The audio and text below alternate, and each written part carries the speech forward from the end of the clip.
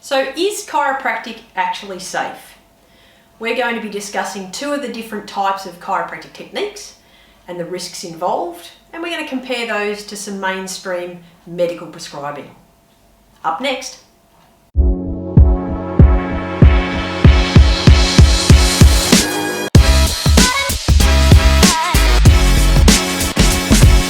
Welcome to Dr. Kez's ChiroLab. I'm Dr. Kez, Doctor of Chiropractic. If you're new to this channel, consider subscribing so that you don't miss out any of our latest content. Now let's talk about the risks of chiropractic.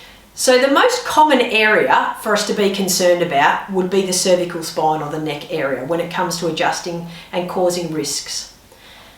Before we go talking about the serious health risks and health concerns that can happen, let's talk about some of the self-limiting or short duration issues that can occur with an adjustment.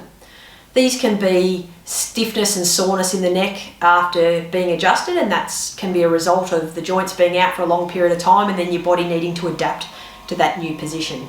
You can also feel a little bit dizzy, or you might end up with a post-adjustment headache.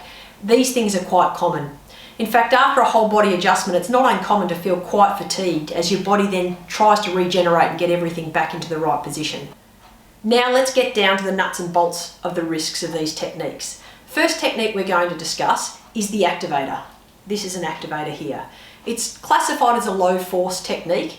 It doesn't require the body to be twisted or contorted to have this adjustment take place. The chances of risk involved with this particular technique are extremely rare. In fact, 1 per 1 million treatments. So that's really important to understand, a very, very low risk in that. Let's compare it to a manual chiropractic adjustment. That's not a technique that we use in our clinic, just letting you know. We tend to use the Activator all the time, but here's a comparison. The rate of stroke after having a neck adjustment manually is 1 in 100,000. And yes, there is a risk of death, and that's 1 in 400,000. But before you decide that chiropractic's not for you, just let us do a comparison here. Let's talk about non-steroidal anti-inflammatory drugs, or things like Nurofen or Voltaren that can be purchased over the counter.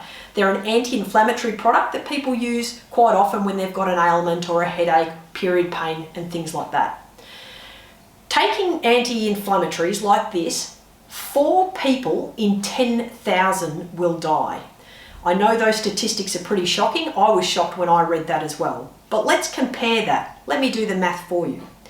Even with a manual chiropractic adjustment, which is, as you've heard, slightly more likely to cause some sort of risk, you're 100 to 400 times safer than if you're taking those non-steroidal anti-inflammatories. Let's do another comparison, just for a bit of fun. Do you realise that in your lifetime there is 1 in 3,000 chance of you being struck by lightning? That's right, it's pretty shocking. In Australia, 10 people die per year from being struck by lightning, and 100 more become injured. So let's look at those statistics in reality. You are much less likely in a thunderstorm to be struck by lightning. You'd be safer in your chiropractic office being adjusted with a tool like this. Thanks for having us on your therapeutic journey. We'll see you next time.